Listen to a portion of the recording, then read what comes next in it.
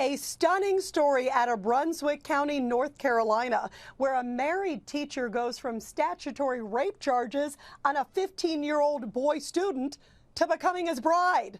For the very latest, let's go to Dave Mack, morning talk show host with Clear Channel WAAX Radio. Dave, tell me what happened with this teacher, 42 years old, and the 15-year-old student? You know, the amazing part of this, Rita, is that they had this entire case settled. Everything was done. They had Johnny, the boy, admitting that they'd had sex when he was underage, when he's only 15. She's a married teacher, and they're able to flip-flop it by his mother agreeing to allow them to marry, and now spouses can't testify against one another, so the prosecutors have nothing. It's incredible. Fran Norton, crime reporter with Star News. Walk us back how this whole thing first happened with the teacher. She's 42 years old. They start having an affair when he's, 15? How does this happen? And this is rape. I mean, this is a minor.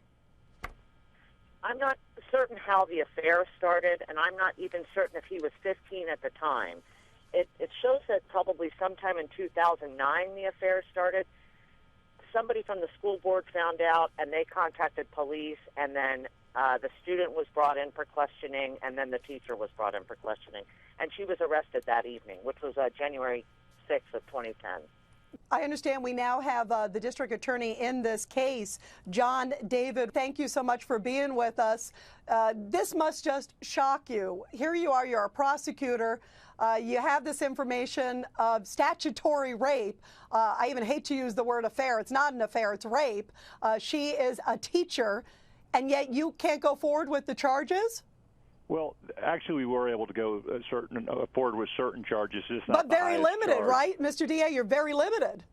We are very limited. Unfortunately, the fact of their marriage has frustrated our ability to compel him as a witness to testify against her. And having been deprived of that crucial piece of evidence, our prosecution was effectively gutted. So in the end of the day, she pled guilty only to a misdemeanor. Explain to me the North Carolina law, because it varies from state to state. It is so broad. In this case, all she had to do was basically marry him, and then she had, the husband, he couldn't testify against her, correct? Well, that's correct. There's something called a spousal privilege, which recognizes that people in a relationship do not have to be compelled to testify against one another. And effectively what happened here is about a year into our prosecution, they got married. And as previously been pointed out, that was done with the victim's parents' consent. In fact, his own mother signed off on their marriage certificate. And when that happened, that effectively deprived the state of being able to call him as a witness against her, which was the crux of our proof. I understand that under North Carolina law, if it was, she was married, which is this is such a crazy case.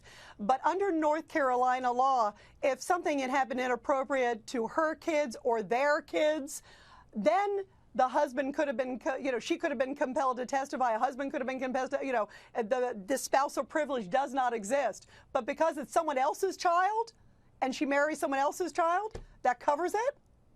Well, we did some extensive legal research at the time that the fact of the marriage occurred.